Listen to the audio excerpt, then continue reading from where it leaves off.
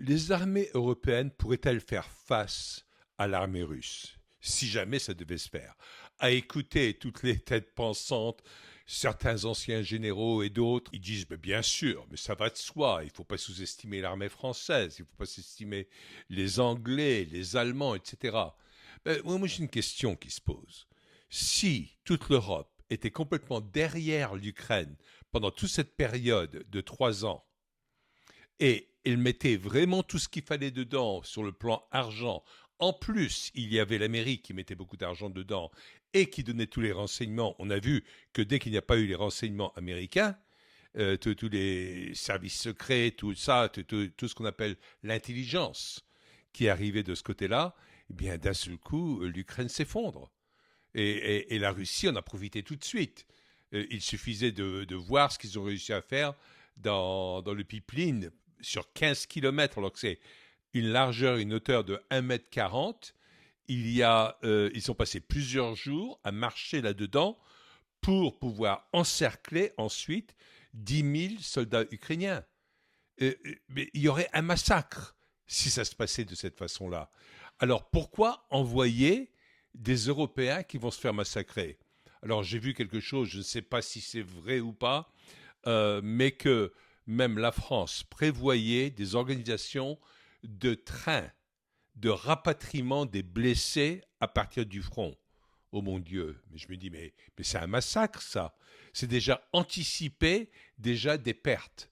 Si on part dans ce genre de situation en anticipant des pertes, on est vraiment mal barré. Et là, actuellement, le moral des troupes russes est au beau fixe.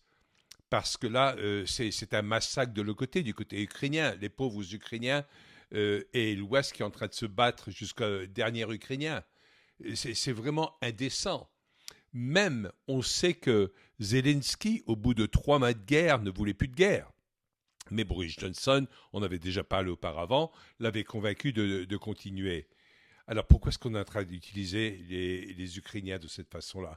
D'accord, on veut avoir accès aux minerais. Et encore, là, Zelensky n'est pas capable de fournir les minerais à l'Amérique selon certaines conditions que les Américains ont posées. Pourquoi? Parce que de toute façon, il les a promis déjà à l'Angleterre.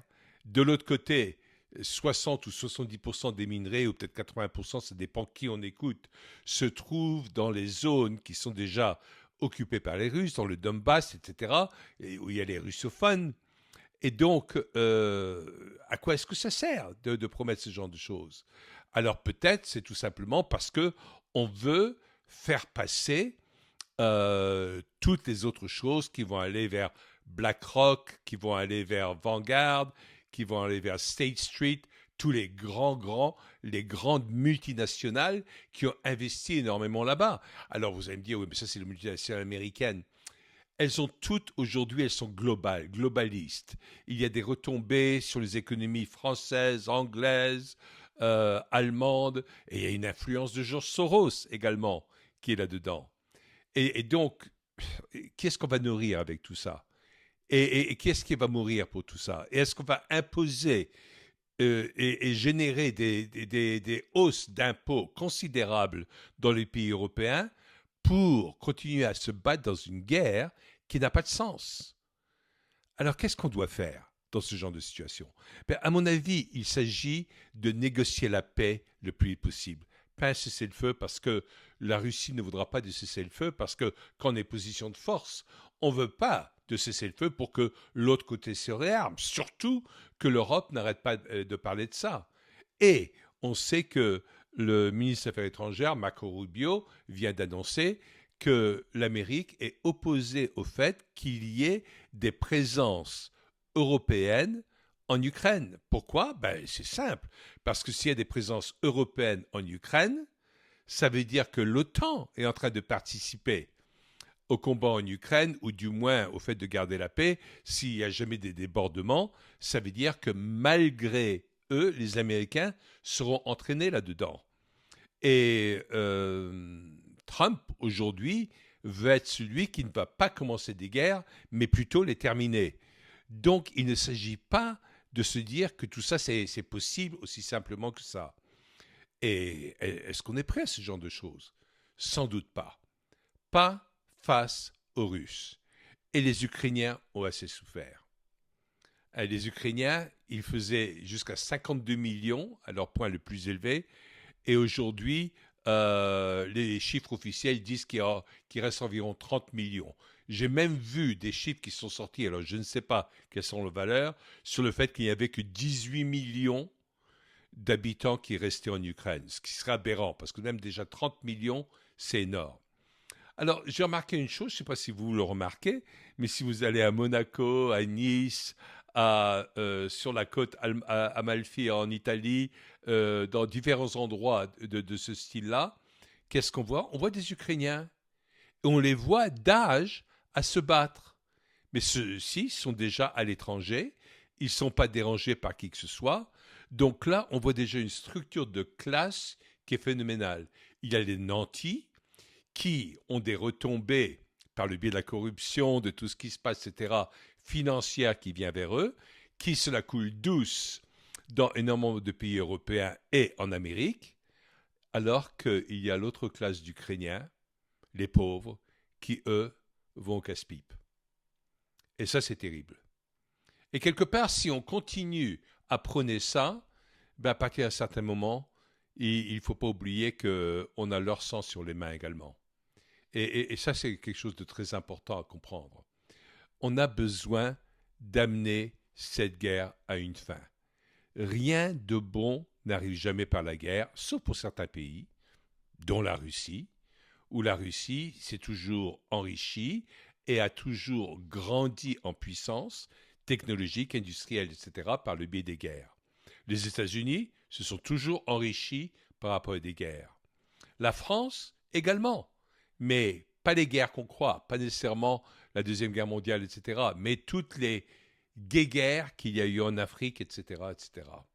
Parce que quand on est celui qui vend des armes, on s'enrichit toujours. Et là, l'Ukraine, elle est où? L'avenir ukrainien, il est où? Pour tous les gens qui se disent, bah oui, mais moi je suis avec l'Ukraine.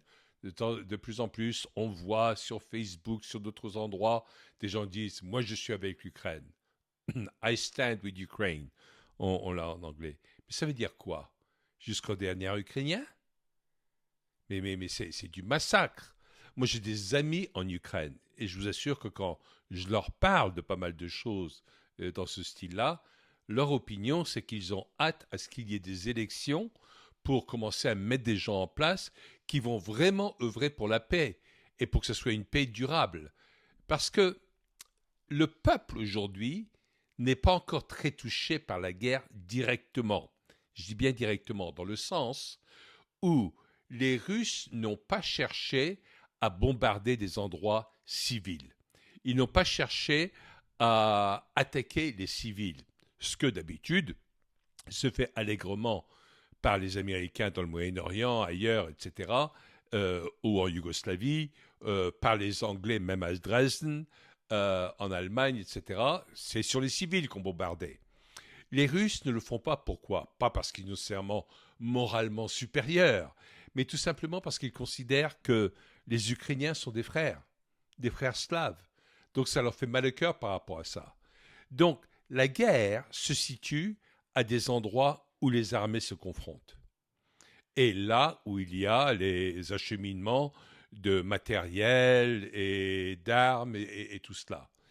Et dans ces cas-là, ça c'est bombardé et il y a des Ukrainiens qui sont là, qui ont été entraînés dans le service militaire à ce niveau-là et qui meurent. Sinon, le peuple ukrainien vit encore normalement. Les boîtes de nuit fonctionnent à Kiev comme à Odessa. Et donc, les gens ne le ressentent pas au quotidien de la même façon. Sauf que leurs familles ont été touchées, parce que les hommes ont été embarqués.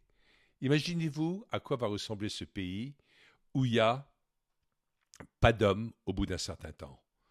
La France avait beaucoup souffert des guerres napoléoniennes parce qu'elle avait perdu 20% de sa population masculine. Et elle s'en est jamais remise. Pendant tout le 19e siècle, elle s'en est jamais remise. Et quand on a un impact de ce style sur la population, après c'est très difficile pour un pays de s'en remettre. Déjà là, ça va être très difficile de voir comment et qui va pouvoir aider l'Ukraine à se reconstruire. Mais il faudra que ce soit les Ukrainiens qui le fassent. Mais qui en Ukraine va pouvoir le faire s'il y a de moins en moins d'hommes? Vous allez dire, bah oui, mais aujourd'hui, on sait très bien que les femmes peuvent faire la même chose que les hommes. Il faut quand même faire attention à ce qu'on dit, hein, parce que ça, c'est des principes idéologiques qui peuvent être très puissants, mais dans la réalité, il faut qu'il y ait une population masculine, une gente masculine, pour remettre quand même le pays sur les pieds. Parce qu'il va y avoir beaucoup de construction et de reconstruction à faire. Il y a quand même eu énormément de destruction de bâtiments, d'immeubles, etc., qu'il va falloir raser et ensuite reconstruire à partir de là. Et comment est-ce que ça va se faire, tout ça? Est-ce que les Ukrainiens qui sont partis dans les pays occidentaux ou en Russie vont revenir en Ukraine? Sans doute pas. Peut-être certains vont revenir, mais la plupart ne reviendront pas. Alors, c'est un pays qu'on a vidé de sa force. Parce que la force, avant tout, dans chaque pays, n'est pas nécessairement industrielle, n'est pas nécessairement au niveau de la connaissance technologique, elle est au niveau de la population. Et là, on voit le résultat. Donc, que faire maintenant? Bien, se mettre à la table de négociation sérieusement pour amener une fin à cette guerre. Il ne faut pas tarder. Il faut le faire maintenant. Si vous êtes comme moi et vous pensez au moindre Ukrainien qui en a morflé à cause de cette guerre, ben, soutenez la notion de paix maintenant. Il ne s'agit pas de se préparer pour la guerre. Parce que la Russie ne va pas venir envahir l'Europe. C'est une manipulation que l'on peut faire pour faire peur aux gens, parce que ça permet d'augmenter les impôts, ça permet de maîtriser la population davantage en lui faisant peur. Aujourd'hui, le temps est venu pour la paix. Il est important de pouvoir commencer à souffler un grand coup et de se dire, ben, il va y avoir quand même une paix qui va arriver. J'espère que vous êtes de mon avis.